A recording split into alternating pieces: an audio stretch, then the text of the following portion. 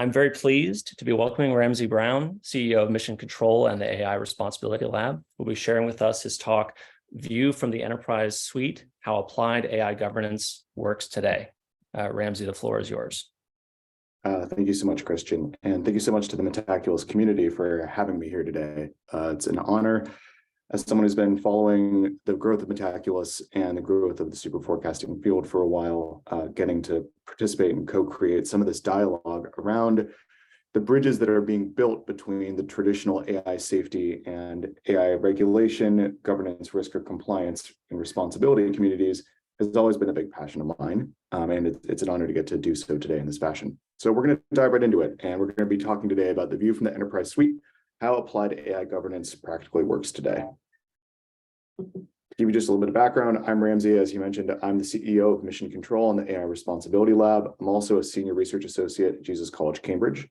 My role as CEO of Mission Control is that we build a trustworthy generative AI platform, no-code visual builder for non-experts and people who don't know how to go from 0 to 1 and just get started, to get started using the powers of generative AI in an easy cookbook-oriented way that lets them do so safely. Previously, before running Mission Control, I was the head of data science at Applied VR. I was the founder of a company called Dopamine Labs, and originally came out of a computational neuroscience PhD program at USC, where I left with my master's in neuroinformatics in about 2015. So technical background, I'm old enough in the field to remember when both language models and vision models, we expected to take another 150 years to get to human level competency.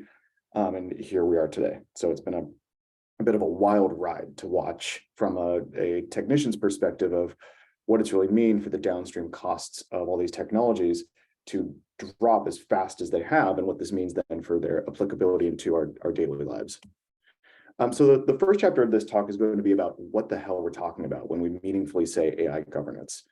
And it's this wild term, because if you're in the US Senate, AI governance means one thing. And if you're at the Machine Intelligence Research Institute, AI governance means one thing. And if you're at the Center for AI governance means one thing. And the interesting job that we have as a community is to square the circles between these definitions. And we can start by understanding why we got to this place. Mostly AI governance as a defined term for us, like as practitioners in the space, is largely downstream for what you focus on all day. If you focus on linear algebra and the creation of very narrow applied data-driven systems that are making very constrained predictions, classifications, or control decisions, AI governance has a set of definitions. If you're working on language models or foundation models or the beginnings of agentic AI as a hobbyist, AI governance has a set of definitions. And if you're thinking about artificial general intelligence or artificial superintelligence, AI governance has a set of definitions. And all of the things that it points to for these communities are meaningful, tractable, specific problems. And yet, as a field, we are completely adrift from communicating effectively with one another. And that's because fundamentally, the thing we point to when we talk about AI governance is downstream of our operating environment. It's a term that points to a super family of concerns about what the heck are we doing about thinking sand. And depending on the scale of observation of your thinking sand, this means an entirely different thing. And we are in a complete culture war between these groups and these scales of observations about what each team is doing. If you speak to the thornier end of the discourse, for those who worry about things like, is AI going to kill every living person? People who are working on AI governance in the perspective of making sure credit card advertisements that are generated automatically aren't disproportionately given to people of color versus white people appears to be a woke leftist grift. And you're just seeking to foist some left coast ideology upon data science. And if you speak to people who take algorithmic justice really seriously, the idea that we have a legitimate extinction risk from machine intelligence is sci-fi fantasy promoted by a series of functional eugenicists who care more about the lives of future humans than living humans. This is obviously wrong. Like, neither of those groups of people are leftist grifters, nor are the people who advocate for taking extinction risks seriously eugenicists. This is obviously wrong. This is obviously farcical. And yet it's obviously right in the sense that this discourse has degraded so thoroughly between people who are focused at different scales of observation here that we have a legitimate manifestation of the culture war happening even within AI governance itself. I can't say the word AI safety out loud in certain meetings because it conjures up conversations about Oxbridge fascinations with Terminator. And I can't say AI ethics in certain conversations because it conjures up Save the Whales. And that is mind-bending to me that we found ourselves here. But again, your definition of AI governance is downstream of your operating environment.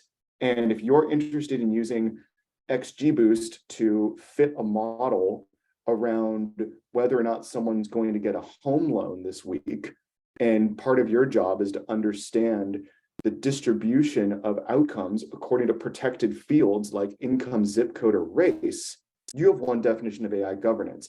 And if your job this week is to think through whether or not inner and outer alignment are a fundamentally ontologically different scope of observation from one another and constitute a meaningful difference, you have a different definition of AI governance.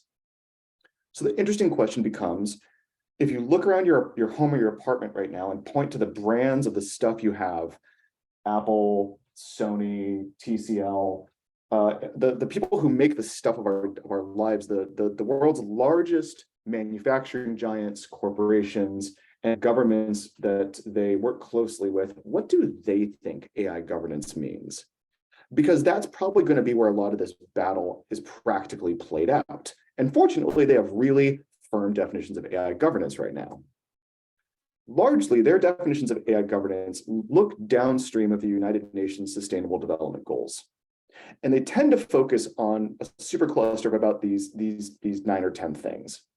Whether or not systems can be demonstrated to be fair and free from bias, whether or not we can explain the behavior of our systems in the sense that we can not just point to intuitive explanations, but we can point to specific cause and effect relationships between inputs and outputs according to the model, that we're transparent with people that AI is being used in certain types of interactions, that the systems that we create respect and uplift human autonomy and humans' rights to make decisions for themselves, that the ecological impact in a burning world is mitigated or reversed, that the cybersecurity and robustness manifold of a system as we put it out into the world doesn't make our systems and societies more fragile, that we are capable of having conversations like adults about the downstream impacts of the AI tools we build on the labor market, that they respect people's fundamental rights to privacy, and that along the way, we have an understanding of accountability of who did what in putting the system out to production. These are the types of things that the world's largest organizations tend to focus on when they say AI governance. These are the themes, so to speak. And they focus on these because these align with our notion of positive and negative freedoms. These features largely seek to protect those who have asymmetric access to protecting themselves. And from a very Machiavellian perspective, corporations love thinking about these problems because this is how they protect brand value. It should be so fortunate that we live in a society where brands have come to understand that falling afoul of our positive and negative freedoms actually has meaningful impact in certain contexts to their share value, and whether or not the current president will be removed at the next general meeting of the board of directors.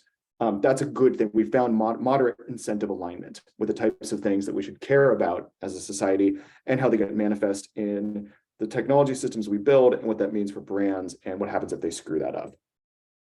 So specifically, the enterprise looks at this as a combination of specific, measurable, actionable, relevant, and timely risk management frameworks and remediation steps that are codified in public recommendations, laws, and private sector agreement that, to borrow the terms from our friends at Booz Allen Hamilton, that connect Aristotle to algorithms in bridging our traditional notions of what it means to live in a good place in a virtuous society to our contemporary manifestation trapped in glass for the sake of maximizing profit while minimizing immediate realized harm.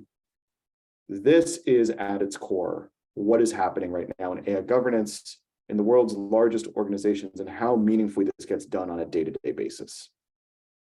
And the types of things that get governed are what looks like largely the data science lifecycle, from collection, storage, engineering, cleaning and processing of data, to selecting a business or societal level use case for a data system, engineering a set of data features around that problem that might help us to fit a model to this problem that would allow us to make some classification, prediction, or control.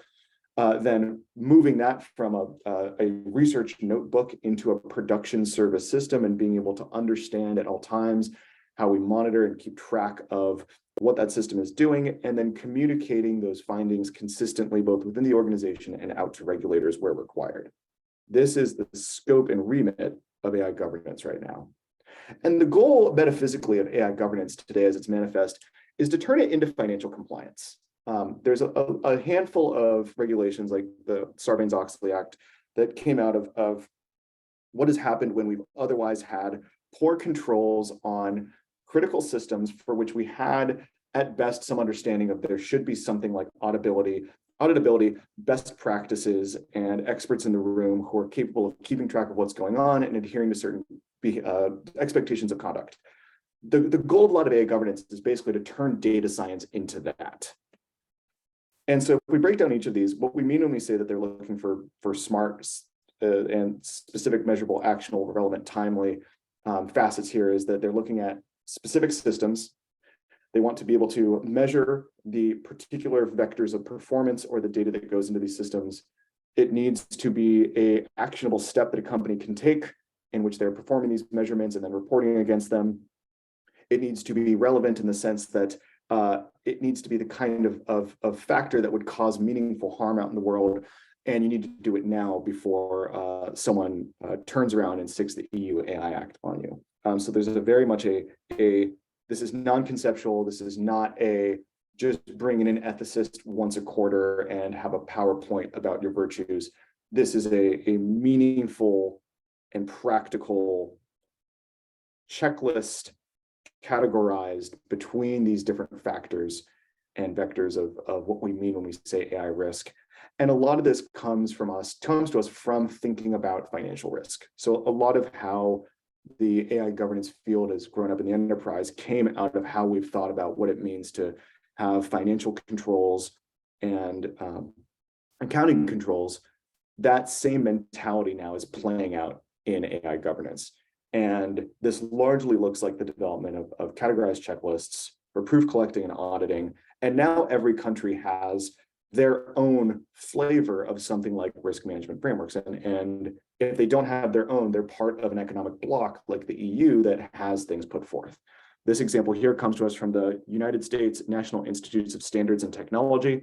This is a clip from their AI risk management framework, which we're going to talk about in a moment, a little later, that illustrates that the structured, systematic way that governments have started thinking about this is fundamentally informed by industry and at the core of what we mean right now when we say AI governance. It is fundamentally boiling down to the application of these risk management frameworks onto the specific use cases, applications of these technologies.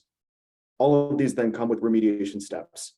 Controls to be put in place where you are measuring something. If it falls outside of a window of tolerance and acceptability criteria, here's steps that you need to take to change the people, processes, technology, or data itself to become into compliance. This is not just met out through risk management frameworks, but also public recommendations. And this one just comes to us a few days ago from our colleagues at the World Economic Forum. This is a procurement guideline for how the world's largest organizations may think to begin purchasing rights to use AI systems, and especially generative AI systems, from the foundation model labs and hyperscalers, such that they can understand, here's the risk I'm incurring at each stage of how I'm going to do that. Here's how I can think about mapping these to my use cases, and here's how I can do all of this as to minimize the lift I'm going to have to do, again, to be in compliance with something like a risk management framework that's been put forth. So in addition to frameworks, we have these public recommendations, and then we have the laws themselves.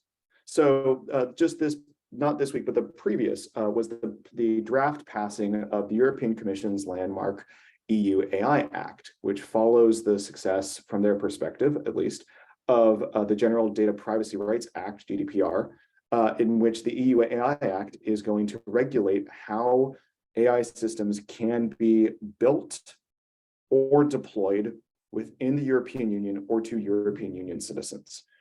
And what's worth pointing out is that the EU AI Act, while being landmark in the sense that it is several hundred pages of otherwise relatively well-written European legalese, is that it's not that it's the first per se, but it's the first like sweeping attempt to make a large statement about the specific ways in which governments are going to understand their relationship to the AI industry. But it's not the first, because we have, even from the US Federal Reserve, the Supervisory Guidance on Model Risk Management, otherwise known as SR 11.7 within the financial services industry.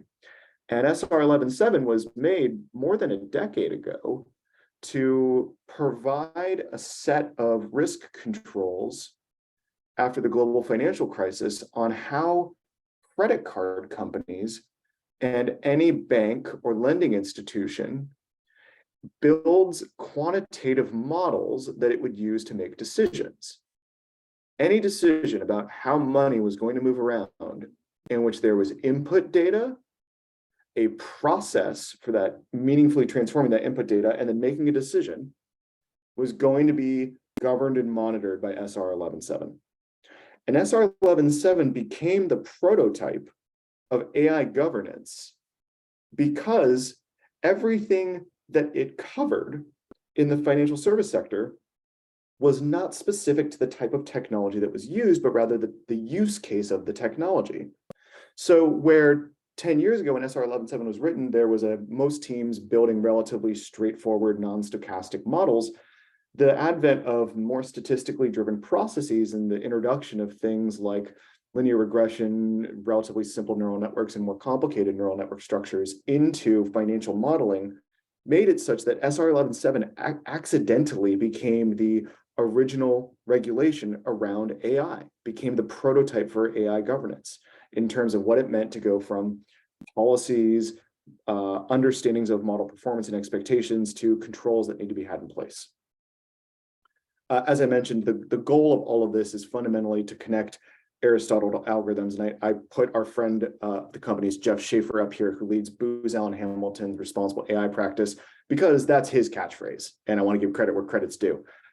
Jeff's a brilliant guy. And the concept of connecting Aristotle to algorithms is to fundamentally acknowledge that if AI is in fact a very powerful set of tools, it will reshape society. I think most people, if not all on this call, have some degree of willing connection to that concept. Then the interesting next question becomes, if that's the case, what do we want that society to be shaped like? Because if this force is in the process of reimagining and recasting the flows of information, people, energy, matter, and capital around us, accelerating pace and in real time, what is that thing we want that new society to be consistently shaped like? That question lies at the basis of everyone who's working in fields like AI ethics, responsible AI today. It's trying to ask the fundamental question of the things that we find virtuous about the world, what is supposed to be the relationship between AI and that, and vice versa? As mentioned, a lot of the goal of AI governance now is to simultaneously be able to do that while maximizing profit. And it's worth pointing out that while the EU AI Act was being built, OpenAI did not exactly make it easier for them to make it a relatively powerful and restrictive bill. In fact, quite the opposite. They were actively lobbying to have the regulation be weakened so that they would be able to do business in the EU. And you can't blame them for that. this is the point, is that there's dynamic competing incentives between the private and public sector today to shape the AI governance conversation. And most governments understand that at a certain point, innovation is sharpened and refined in the presence of new regulatory constraints. And then at a certain point, it's absolutely smothered. And a lot of the discourse right now suggests that the EU AI Act is going to fundamentally smother innovation in the European Union when it comes to the most important technology in the most important century. And they might be right. As someone who spent a lot of time reading the EU AI Act and who runs a trustworthy AI company, I would largely tend to agree that the EU's approach is a little heavy-handed.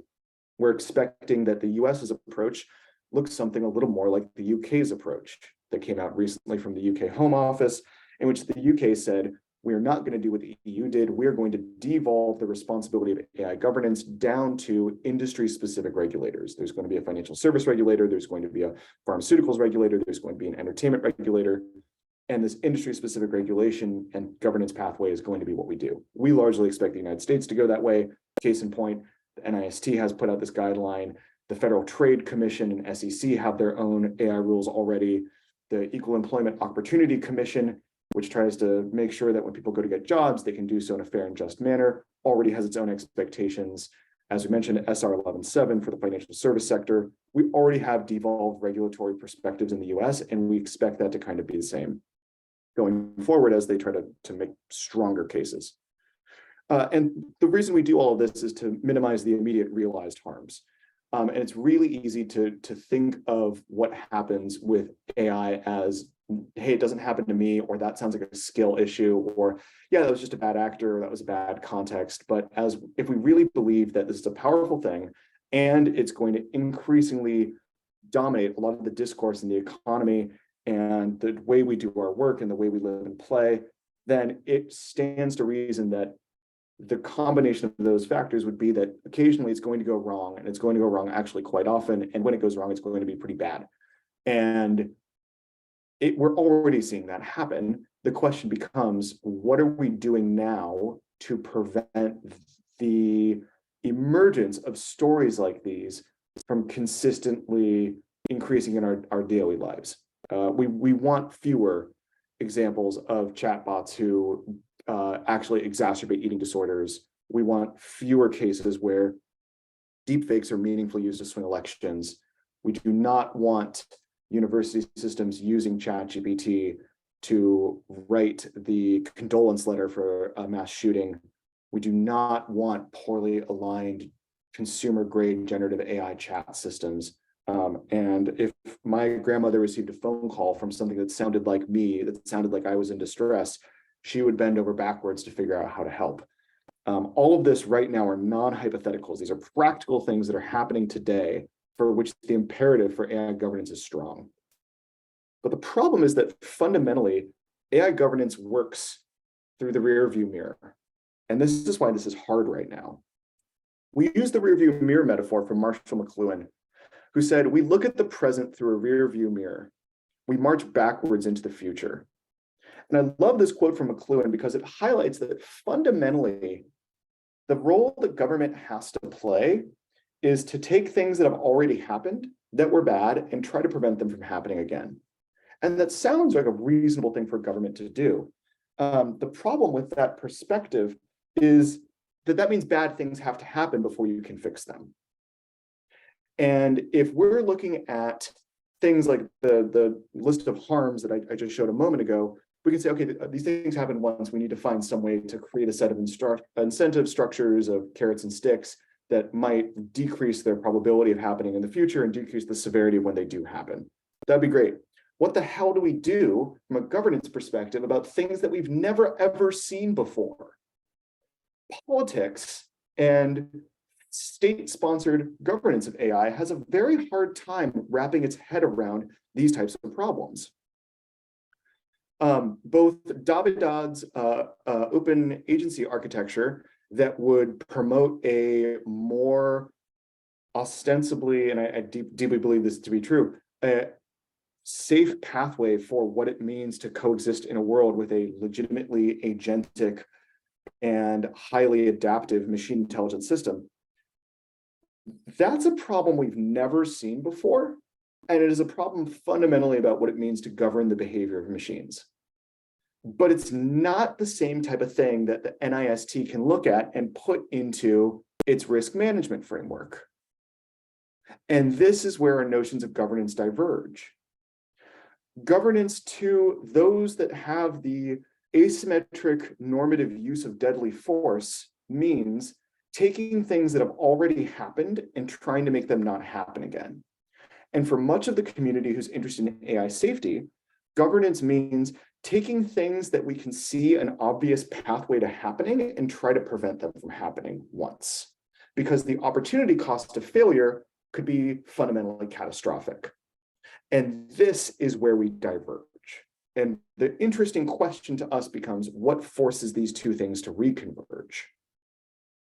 Because right now, the world's largest organizations turn to the management consulting giants of the world to help them figure out how to take things like the NIST Risk Management Framework or the EU AI Act, the 4,000 data scientists they have working at a manufacturing giant, the 10,000 small to medium-sized models they've trained for internal and external use, and go through the process of cataloging everything they have, identifying where it scores in these risk management frameworks, developing remediation plans, and putting this into place.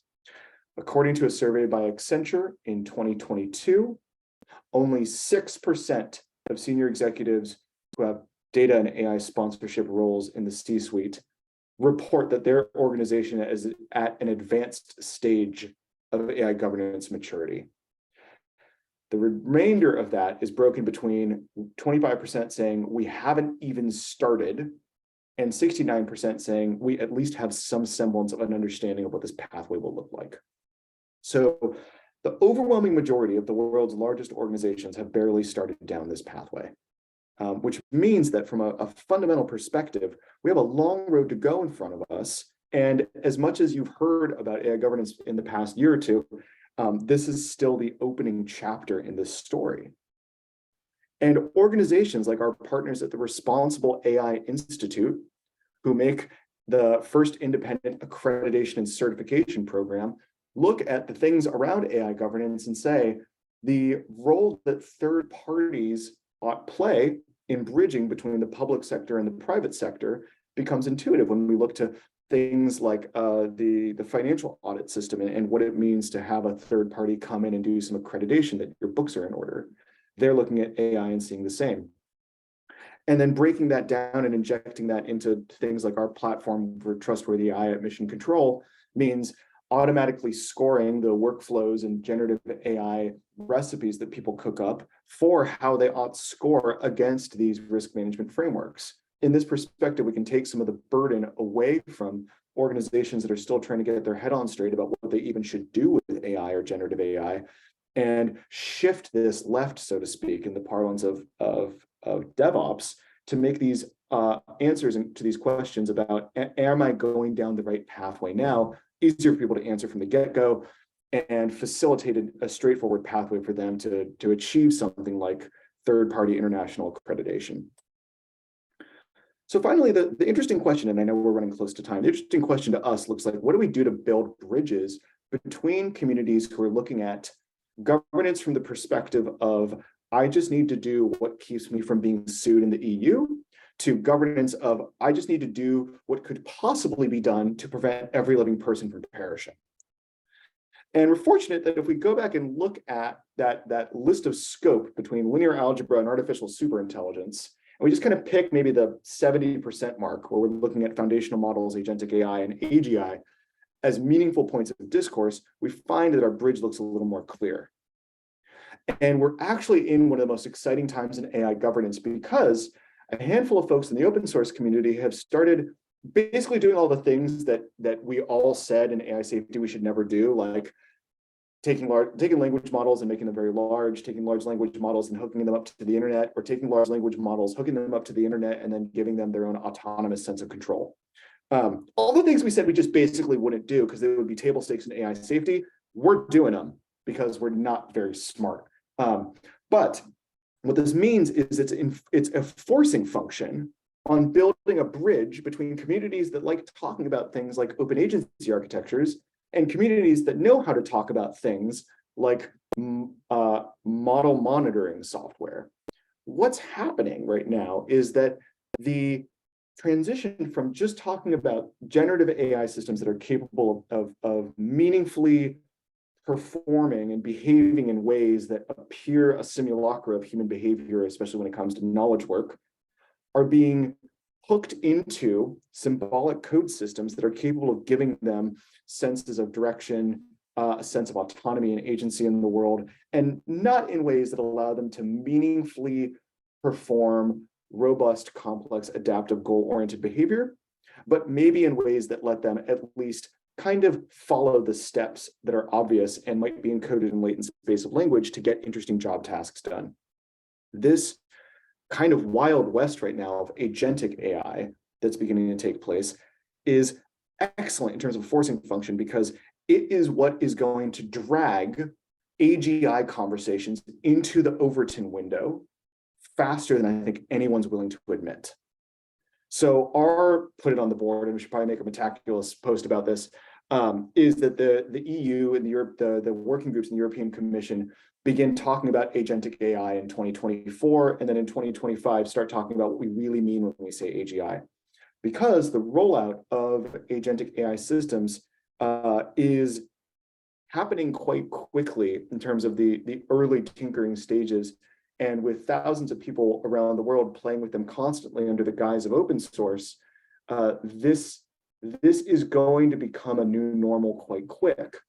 And this is going to be the place where our fields begin converging.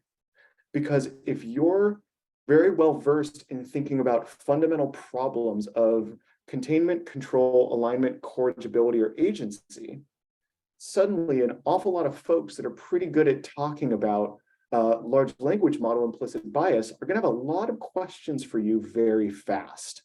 And agentic is going to be the forcing function that we see today that happens. And so I'll leave you with this quote from Milton Friedman, who, while I fundamentally disagree with most of his political economics, this quote always shook me. Only a crisis, actual or perceived, produces real change. When that crisis occurs, the actions that are taken depend on the ideas that are lying around. That, I believe, is our basic function: to develop alternatives to existing policies, to keep them alive and available until the politically impossible becomes the politically inevitable. It is in this sense that I see the convergence in AI safety and AI governance writ large between the communities that have been traditionally focused on things like ethics, accountability, compliance, responsibility, and those that have been looking at fundamentally, is there anything that can be done to meaningfully work alongside agentic, general purpose, or super intelligent machine and systems? And it is not going to be long before things that today seem very far outside the Overton window in terms of our discourse about AI when it comes to things like hard problems about alignment actually become very necessary.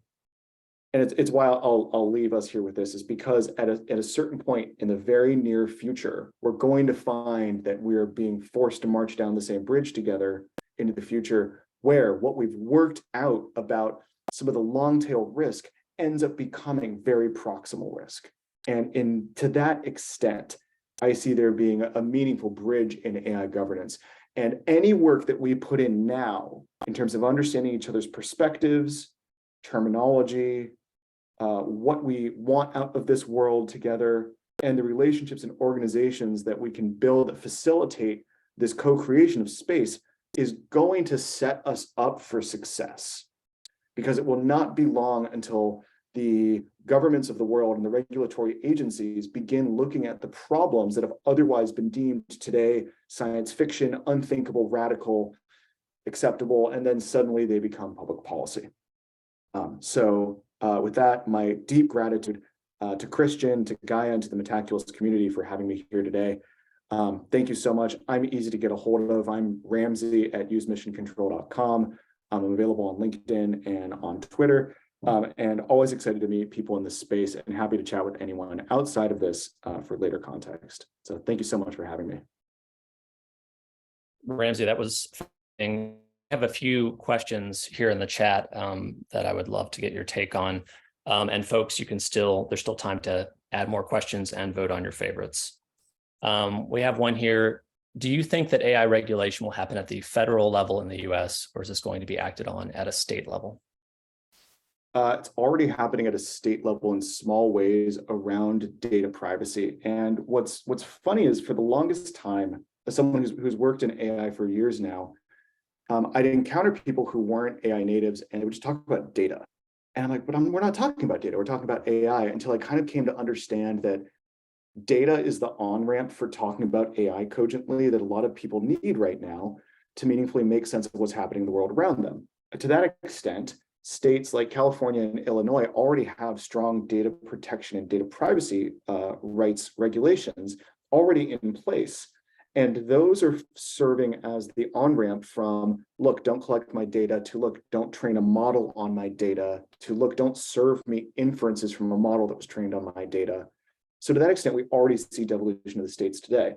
I don't believe we're going to see the United States do something like what the European Commission has done, partially because what the European Commission did was like hunting cockroaches with shotguns, but partially because, knowing the incentive structure of the United States, no one's going to be the senator who goes back to their constituency and said, NVIDIA is now a $1 trillion company and I'm the one who kneecapped it. That's not going to happen. Like, just calling that out. Our incentive structures are such that, for better or for worse, the regulatory capture capitalist system we have is going to largely disincentivize any sort of blanket regulation. And the one exception I'll say to that is we might have federal regulation when it comes to deepfakes, because this 2024 election is already getting pretty spicy when it comes to deepfakes. And this is the tip of the iceberg. I've seen some gnarly deepfake parody ads for the upcoming political campaign. And the thing that's going to happen is that enough parody will come out that it becomes indistinguishable from real political advertising. And as we live in a deeply already simulacra kind of world in which truth is completely broken down and the only thing left is ad impressions and human attention, it won't matter whether or not it's a parody ad for Donald Trump or a real ad for Donald Trump. If it's driven predominantly by generated imagery and generated voice, that will be the impetus, if there is one, for a national AI regulation in the states. It will be because the election interference factor is so great that it actually becomes the perceived crisis that Milton Friedman described, and that actually becomes a forcing function for us to have something at a federal level. Otherwise, I can't see it going down the way it did in the EU. Interesting. We have another question here.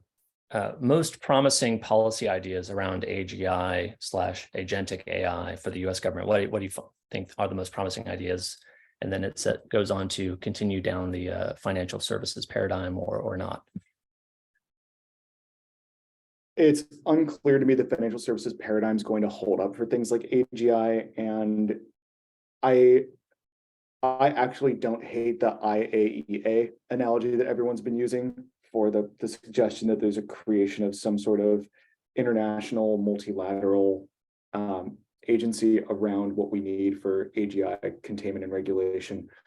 And the idea of building the moated island in that image that keeps going around, if it's fine, we just put the AGI in the box, we put the box in an island, and we put the island in the middle of nowhere, and only a certain handful of hyperscalers get access to it. That seems like an untenable amount of coordination that the market's not going to favor, and that the regulators are actually going to look at as collusion. If you let a few major AI labs get together and form, even well-intentionedly, functionally a cartel around synthetic intelligence, any regulatory agency is going to look at that and say that's actually anti-competitive, even if it kind of gets around a Moloch problem of coordination between labs. So it's from that perspective that the only thing I'm seeing that makes me feel like we've got a good shot on AGI governance is something like the IAEA approach.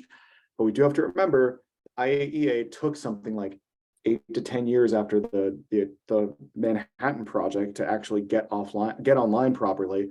Nukes are unambiguously dangerous. No one has to give talks on whether or not nukes could kill people. They are easy to detect when they're being built, and there's only a finite number of people who could possibly make them, which makes that problem a lot more constrained than problems around AGI. And we still have a hard time with nukes. So my current feeling is that the IAEA metaphor is the best we have, but it's still frays at the seams.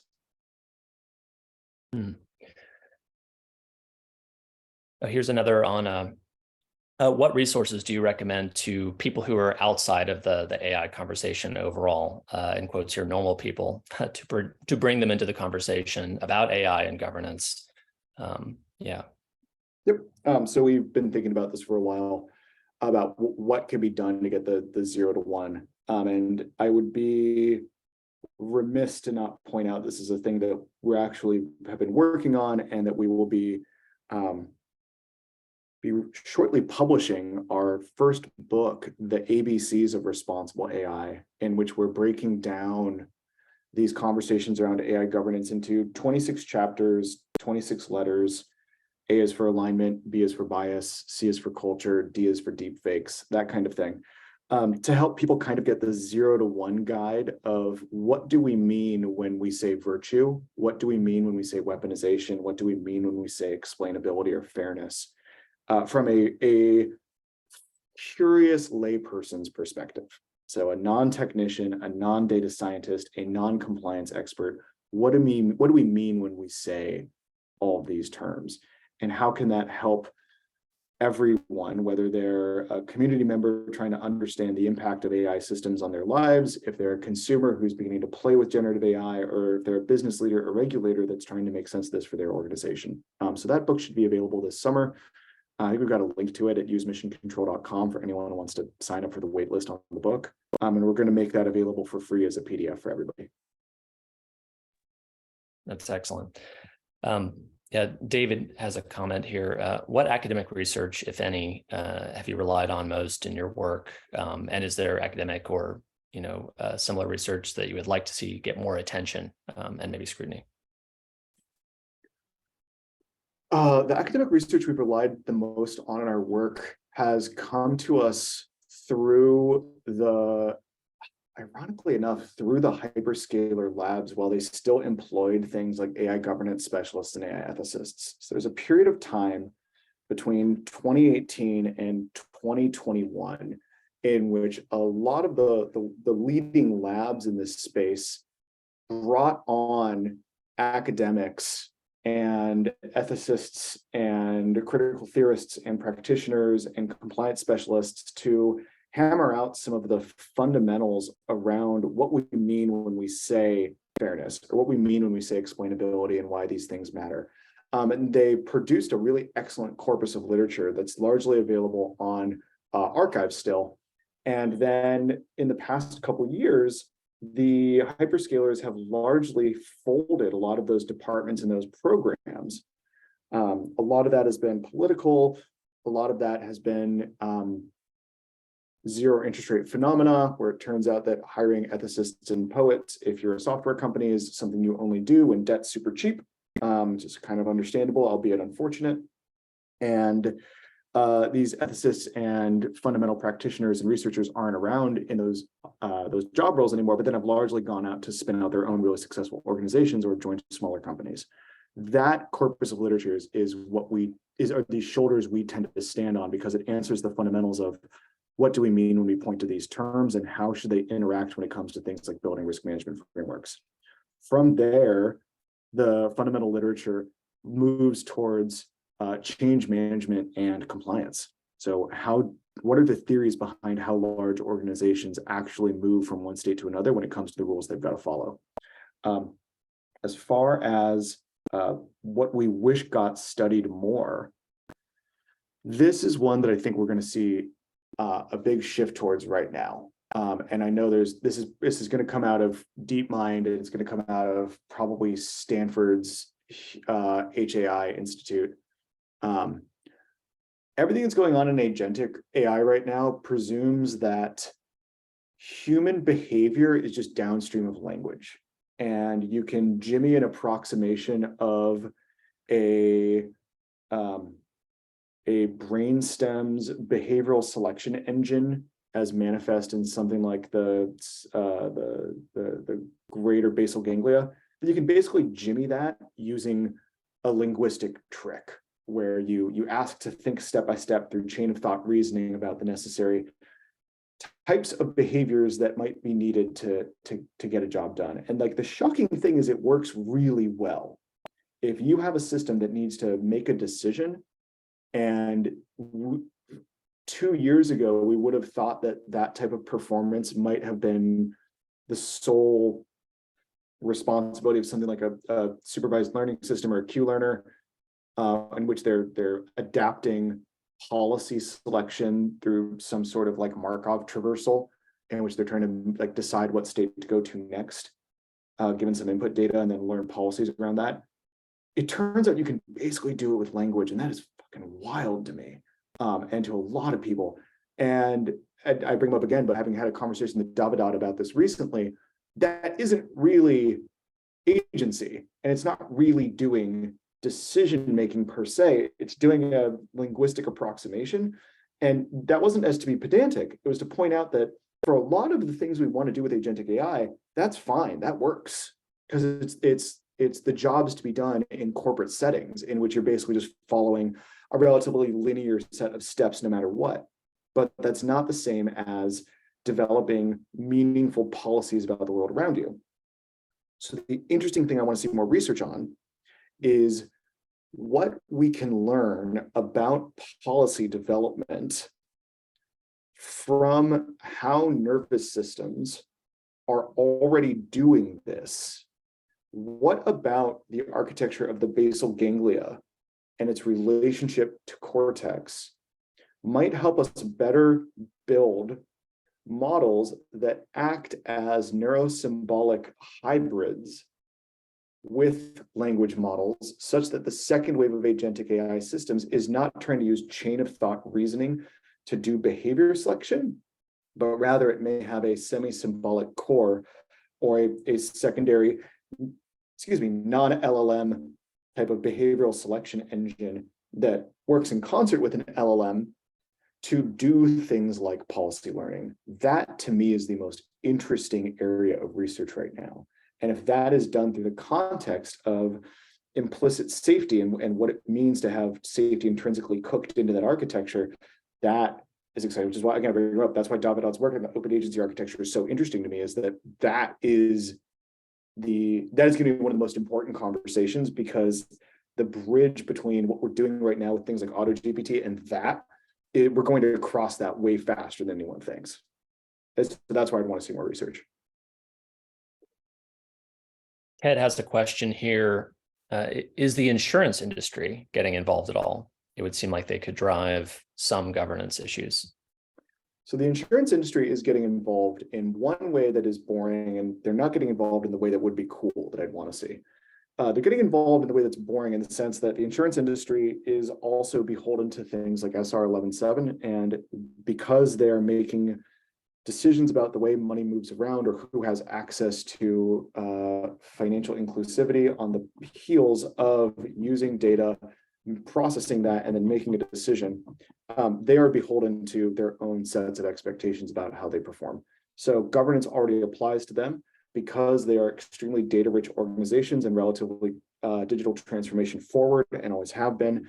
They are definitely leaders in the use of data and AI, and then downstream of that, how they think about governance.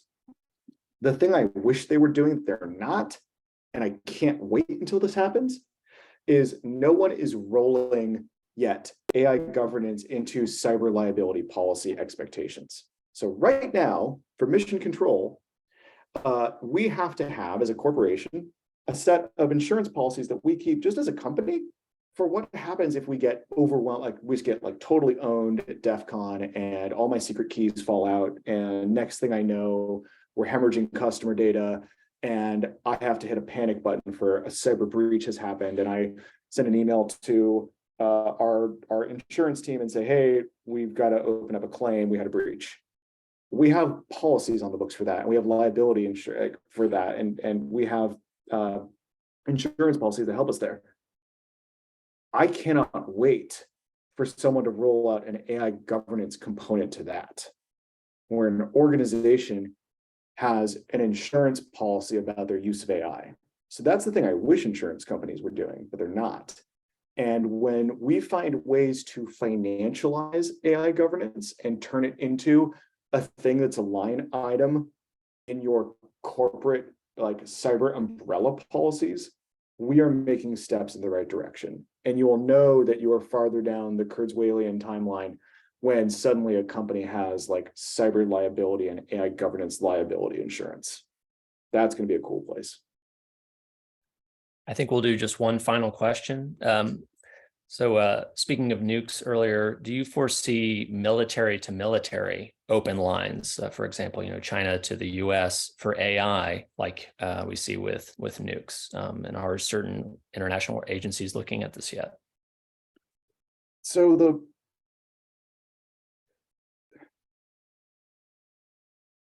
to the extent that this is interesting, I have a conversation with the team coming up that I could probably get an answer to this question. So the short one is, I don't know. That's an interesting question. And it's probably the kind of question that's on a need to know basis, because you only find about the red phone after the red phone's been around for a while. My understanding is that the answer is no right now. But I fundamentally actually don't have a high degree of certainty on that answer. But if we work out what the rhetoric has been like so far and how the presence of the red phone conversation has otherwise been absent in the discourse so far, either it's happening right now and it's too early to tell, or it's not happening right now, because otherwise we'd be talking about it by now. The incentive structure is weird here because the quiet part out loud for every hyperscaler and government right now is that the first one to AGI wins, because the meaningful, if so long as it doesn't go off the rails and kill every living person, the meaningful ability for a corporate or state actor to have asymmetric access to a legitimately thinking machine is such that most of the knowledge economy will get eaten by that thing. And so, as I recall, part of the Asilomar Accords are that if you agree to sign it, there's going to be a GWP windfall tax, that if in the development of AGI, you end up absorbing even 1% of global productivity, you agree to a windfall.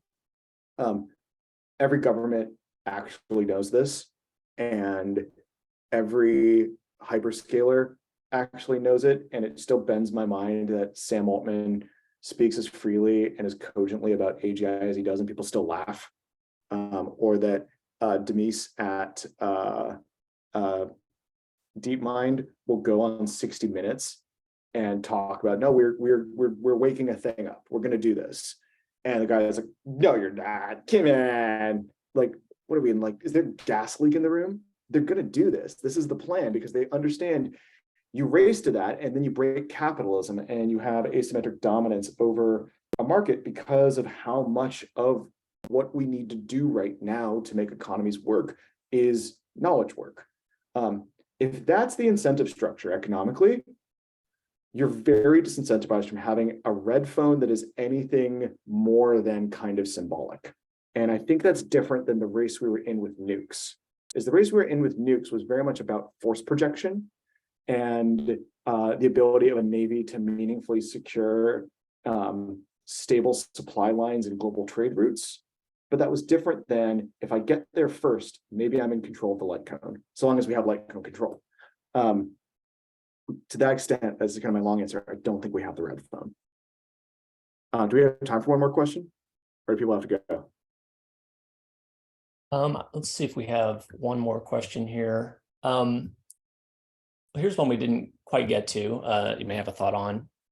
So your statements on innovation and regulation with regard to AI makes this person think of an inverted U-shaped curve. Where do you think, visually speaking, the EU AI Act relative to SR 117 and other US, UK regulation would be along this curve? The weird trough. So, well, I guess inverted U. So if we're like that, we are now at the too much regulation part. I guess I'm drawing that backwards. There we go. This is too much regulation. This is on the high end. I mean, it's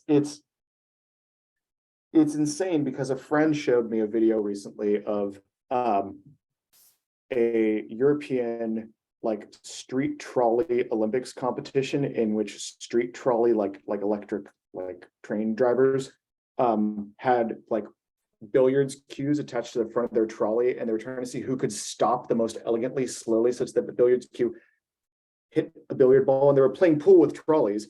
And someone pointed out like, oh, this is stupid, Europe's stupid. It's like, no, that's awesome. That is what you do in post-scarcity. You do silly little games like that because you can, because you have times of prosperity and peace. And it's that kind of mentality that makes me look at the EU AI Act and sometimes and say, God, maybe they're right.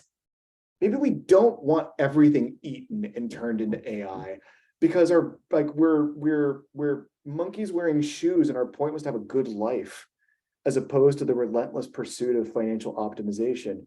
And then I remember that basically everything about global capitalism and global financialized everything is the deterritorialization of all meaningful flows into frictionless ways for capital to accrete at points of high return. And the EU is going to become Disneyland with better food, because economic productivity is going to flee it. Because if you really do build a set of laws that make the hyperscalers look at you and say, we're just not going to do business there, yes, your pace of life and your positive and negative freedoms will be preserved and maintained, but it could be a Pyrrhic victory if the rest of the global economy screams past you. And it just feels like a really heavily leveraged bet that they're making, that this isn't going to fundamentally cripple their economies. So I'm emotionally torn, because there's like, it's inside me are two wolves, and one of the wolves thinks that we have no option but to accelerate, and the other wolf says we've always been in control of everything, and everything in the constructed social reality that gets treated like physics is bullshit, and we are in charge, and we can decide to have nice lives with a bottle of wine and billiards played with streetcars. And I find myself, I guess, trying to simultaneously feed both wolves every day, because we don't know yet which option is going to work. It could be fundamentally that what we're doing globally with AI is untenable, and something like the EU AI Act is the only meaningful way to preserve our 20th century notions of virtue and value. Or it could be that through the meaningful application of private and public sector governance, we are able to do this well and with grace and dignity and virtue. And should we be so fortunate as to be able to have the foresight to stop debating on whether or not the long-term risks are actually short-term risks in disguise, and we start focusing on them like adults, that we have a good shot of maintaining light cone control alongside machines of love and grace, but we don't know yet. And we get to live in that experiment. If anyone goes and looks at my Metaculus profile, I am way on the early side of when I think that we're gonna have some of these conversations, because humans are nightmarishly bad at judging acceleration. And I know we've got to go. I know this has been a few minutes over and a lot of fun. But for anyone else who wants to follow up, I'm on LinkedIn, Ramsay Brown. Check out usemissioncontrol.com and get a hold of us. Would love to continue these conversations or connect with anyone who's doing thoughtful work in this space, or would like to find a point of collaboration or any ways that we could help you out, or just talk about these or talk with your organization. So Christian, thanks so much for having me today. This has been a lot of fun. You've given us a ton to think about, Ramsay. Thank you so much for speaking, and thank you all to the participants. A recording of today's event will go up later, so I'll be in touch on that, and look forward to more Metaculus Presents events on AI. Thanks again, Ramsay. You're welcome. Thank you, Christian. Thanks, everybody.